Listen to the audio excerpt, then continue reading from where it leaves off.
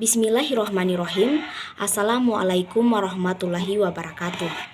Perkenalkan, nama saya Cinta Yuandira dengan NIM 21650-189 Angkatan 021. Pada kesempatan kali ini saya akan mereview video dengan judul Manajemen Risiko Proyek.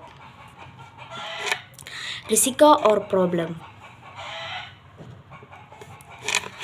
Masalah problem secara waktu timbul dari aktivitas atau keputusan yang dilakukan pada masa lalu, sehingga saat ini sudah terjadi dan menjadi sudah diketahui dampaknya. Sebagai contoh, macet di Jakarta merupakan gambaran dari masalah karena sudah terjadi pada kondisi saat ini dan pengenaan dan penanganan ke depannya dilakukan oleh manajemen krisis operasional khusus.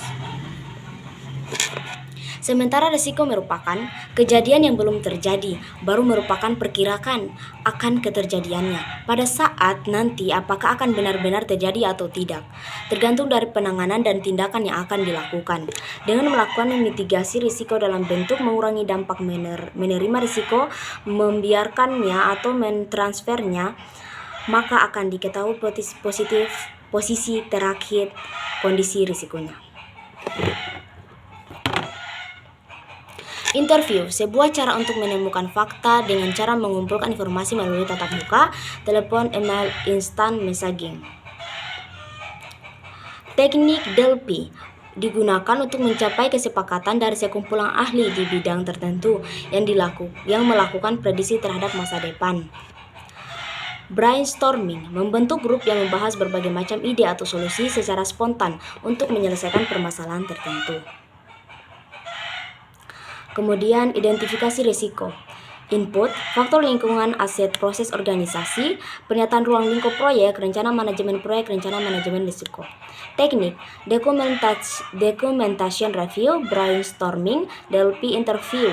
Output, risk register, daftar risiko teridentifikasi, daftar respon potensial, risiko akar penyebab, kategori risiko yang update.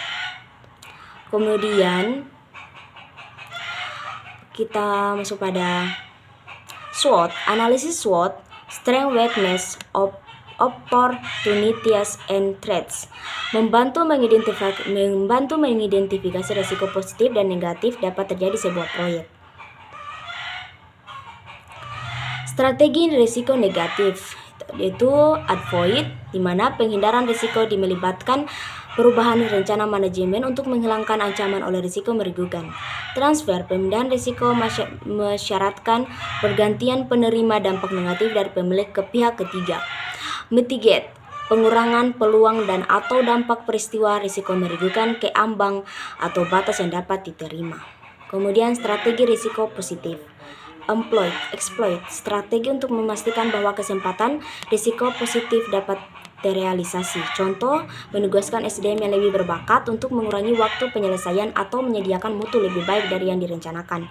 Share, alokasi kepemilikan kepada pihak ketiga yang memiliki kemampuan terbaik menangkap peluang manfaat proyek. Enchant, memodifikasi ukuran kesempatan dengan meningkatkan peluang dan atau dampak positif dengan mengidentifikasi dan memaksimalkan pengendali kunci dan risiko berdampak positif. Kemudian masuk pada perencanaan, di mana input, faktor lingkungan, aset, proses organisasi, pernyataan ruang lingkup proyek, rencana manajemen proyek. Teknik, planning, meeting, and analysis. Outputnya, rencana manajemen risiko, metode peran dan tanggung jawab, anggaran waktu, kategori risiko, definisi peluang dan dampak risiko.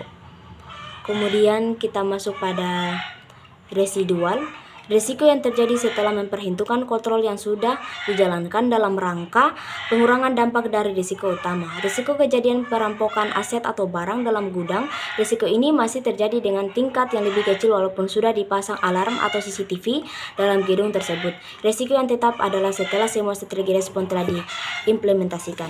Mungkin itu saja yang dapat saya bahas dalam judul kali ini, dalam review video kali ini, yaitu manajemen risiko proyek. Kurang dan lebihnya mohon dimaafkan, dan saya akhiri dan ucapkan wabillahi taufiq wal hidayah.